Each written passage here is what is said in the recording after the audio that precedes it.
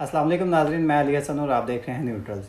नाज़रीन, आज पीडीएम ने एक प्रेस कॉन्फ्रेंस की है, तो उस हवाले से ये व्लॉग करने जा रहा हूँ। उसमें मोहसन दावड़ भी थे, बिलावल भुट्टो भी थे, तमाम जमातों की जो थे कायदीन थे या रहनुमा थे वो उस प्रेस कॉन्फ्रेंस में जो थे शरीक थे।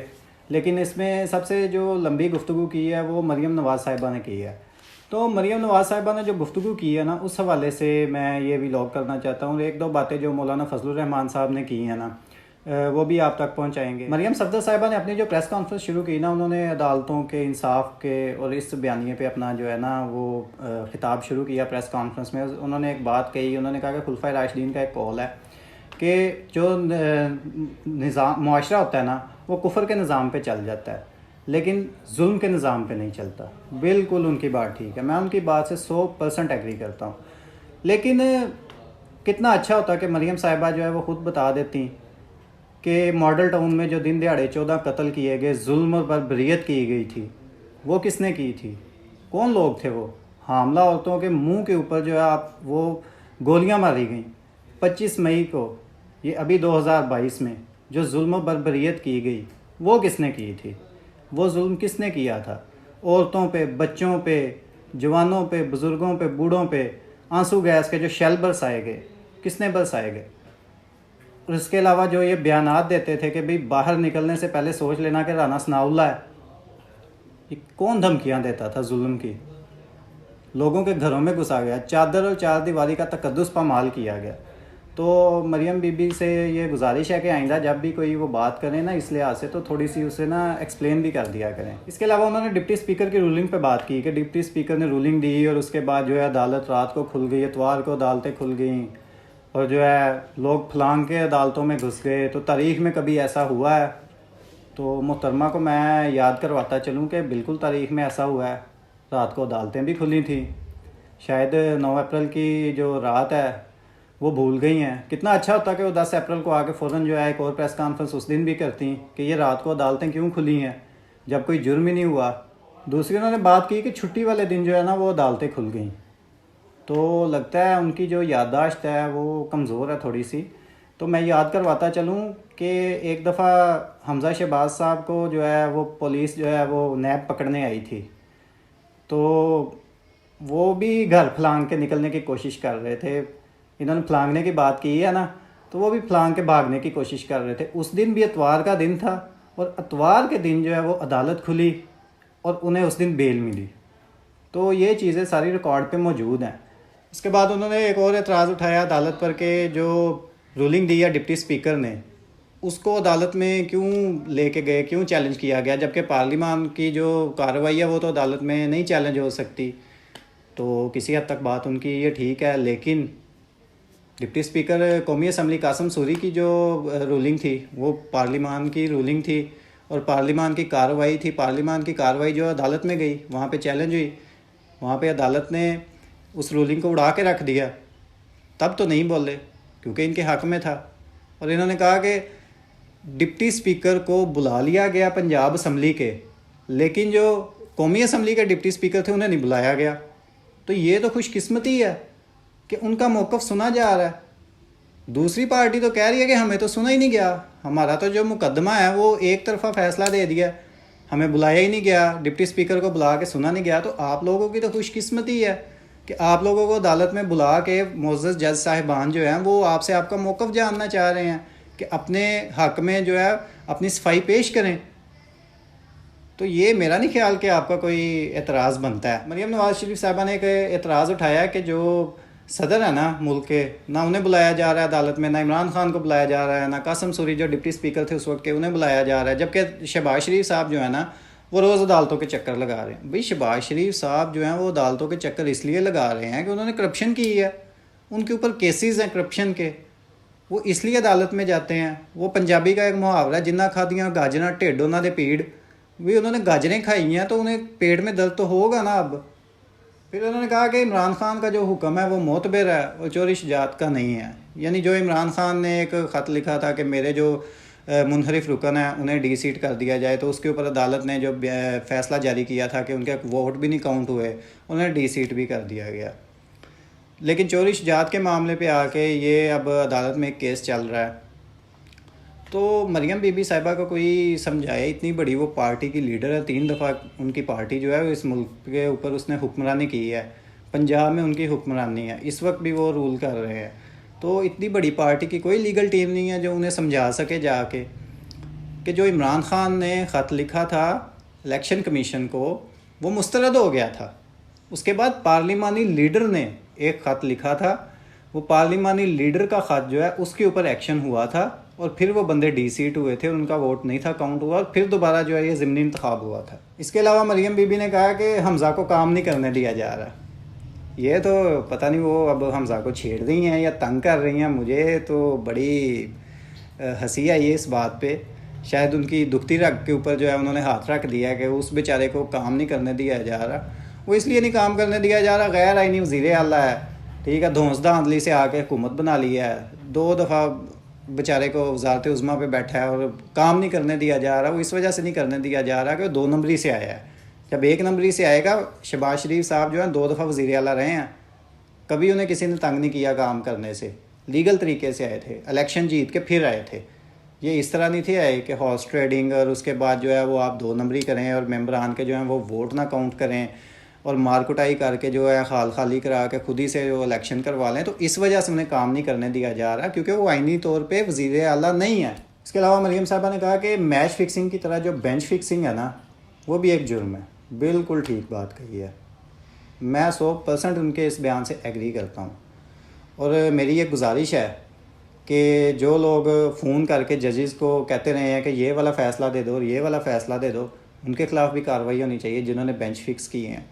जो लोग धमकियां लगाते हैं कि हमारे पास फ़लाँ जज की वीडियो है, हमारे पास फ़लाँ जज की वीडियो है, और इस तरह से जजों को प्रेशराइज़ करके अदालतों के फ़ैसलों पर असरअंदाज होने की कोशिश करते हैं, उनके ख़िलाफ़ भी कार्रवाई होनी चाहिए। मैं बिल्कुल इस बयान के हक़ में हूँ, उनके इस मुतालबे के हक़ में हूँ, उनके ख़िलाफ़ कार्रवाई होनी चाहिए इन सब लोगों के ख़िलाफ़। फिर मरियम बीबी ने कहा कि हमें जी गॉड फादर कहा गया, सिसिलियन माफिया कहा गया।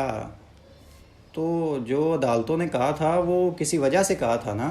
ये गॉड फादर, सिसिलियन माफिया, ये क्या करते थे? ये इसी तरह करते थे, अदालतों के ऊपर हमले कर देते थे अपनी मर्ज़ी के फ़ैसले लेने के लिए। एक कोलंबियन ड्रग लॉर्ड था पाब्लो एस्कोबार, उसका एक अदालत में केस चल रहा था।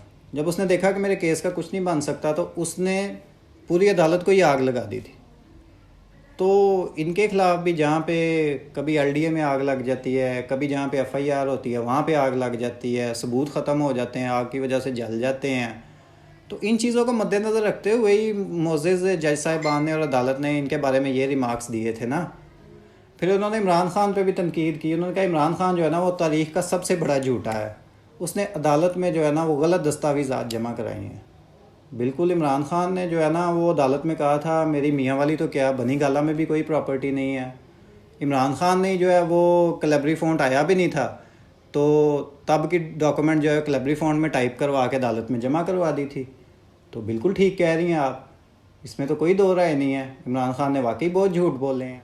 उसके बाद उन्होंने फ़ॉरेन फंडिंग केस पे बात की। उन्होंने कहा फ़ॉरेन फंडिंग केस का जो फ़ैसला ना वो नहीं आ रहा और उसमें जो है भारत और इसराइल से यानी कि पाकिस्तान के जो दुश्मन ममालिक हैं ना उनसे फंडिंग आई हुई है, तो उसका फ़ैसला नहीं आ रहा। तो ये तो पीटीआई खुद कह रही है, इमरान खान ने खुद कहा है। ये पिछले दिनों जब पाकिस्तान में इमरान खान की गवर्नमेंट को गिराया गया है और दोबारा से ये बात चली है कि फ़ॉरेन फंडिंग केस का फ़ैसला जो है जल्द आना चाहिए, इसके ऊपर जब बाज़गश्त हुई है तो इमरान खान ने उस वक्त कहा था, उन्होंने कहा कि मुझे तो कोई मसला नहीं है, मैं तो चाहता हूँ कि फ़ॉरेन फंडिंग केस का फ़ैसला फ़ौरन आए, लेकिन साथ पीपल्स पार्टी और नून लीग और पीटीआई इन तीनों जमातों का जो फ़ैसला ना वो इकट्ठा आए। लेकिन उसके बाद जो है वो इलेक्शन कमीशन चुप हो गया उस फ़ैसले पे, फ़ॉरेन फंडिंग वाले फ़ैसले पे। तो बिल्कुल आना चाहिए फ़ॉरेन फंडिंग केस पे फ़ैसला, जल्द अज जल्द आना चाहिए ताकि पता चले किस पार्टी ने किस मुल्क से किस तरीके से और किन मकासद के लिए रकूम मंगवाई हैं और वो इस्तेमाल हुई हैं और किन अज़ाइम के लिए वो रकूम आती रही हैं और इस्तेमाल होती रही हैं। ये सिर्फ़ इन 3 पार्टीज़ का नहीं, सब पार्टीज़ का होना चाहिए। पाकिस्तान की जितनी पॉलिटिकल पार्टीज़ हैं उन सब का फ़ैसला होना चाहिए फ़ॉरेन फंडिंग केस में। मरियम बीबी ने कहा कि मुझे ना उम्रे के लिए जाना था तो मैंने दरख्वास्त दी कि मेरा पासपोर्ट वापस किया जाए, लेकिन वो बेंच बनता था टूटता था, मेरा मुकदमा ही नहीं सुना गया। दिन में 2-2 3-3 दफ़ा बेंच बने और टूट गए। तो मोहतरमा वो इसी वजह से टूटते थे, वो जजेस अपने आप को अलग कर लेते थे आपके मुकदमे से, क्योंकि वो आपको जानते हैं कि अगर आपके हक़ में फ़ैसला ना दिया तो आप इसी तरह की प्रेस कॉन्फ्रेंस करेंगे जिस तरह की आप ये अभी बैठ के कर रही थी। आप उन्हें मुतनाज़ा बनाएंगे, उन पर कीचड़ उछालेंगी, क्योंकि अदालतों के ऊपर हमला करना तो आपकी तारीख है। 1997 में क्या किया था आप लोगों ने, ये 2020 में क्या किया था, जब आप गाड़ियों में फूलों की पत्तियां भर के लाए थे अखबारों में लपेट के, और वो फिर आपने नैब के दफ्तर लाहौर पे निछावर भी की थी। फुटेजेस मौजूद हैं, सारा कुछ मौजूद है। तो इन चीज़ों को मद्देनज़र रखते हुए कोई भी आप लोगों का केस ही नहीं अब सुनना चाह रहा, क्योंकि उन्हें पता है कि आप लोग बाद में जो है ना वो इस तरह के काम करते हैं। फिर उन्होंने कहा कि मैं बेल के लिए अप्लाई करती हूँ तो मुझे बेल नहीं मिलती, और क्या पता कब रही हैं, जब वो 2-2.5 साल से बेल के ऊपर हैं। और बेल किस लिए ली है कि मैंने अपने वालिद की तिमारदारी करनी है, और वालिद जो है वो इलाज के बहाने बाहर गया हुआ है बेल करा के 50 रुपये वाले स्टाम्प पे, और जो ज़मानती है ना उसका, वो इस वक्त वज़ीर आज़म है। दुनिया की तारीख में कोई ऐसा केस नहीं है, जब से अदालतें वजूद में आई हैं ना पूरी दुनिया में, आज तक कोई ऐसा केस नहीं है कि एक मुजरिम को इसलिए ज़मानत दी जाए कि वो बाहर जाके इलाज करवा के आए। और मुजरिम कौन है, जो 3 दफ़ा इस मुल्क का वज़ीर आज़म रहा है और एक अस्पताल नहीं बनवा सका यहाँ पे कि जिसमें वो अपना इलाज करवा ले। उसके लिए उसने ज़मानत करवाई है और बाहर गया इलाज करवाने, अभी तक नहीं आया।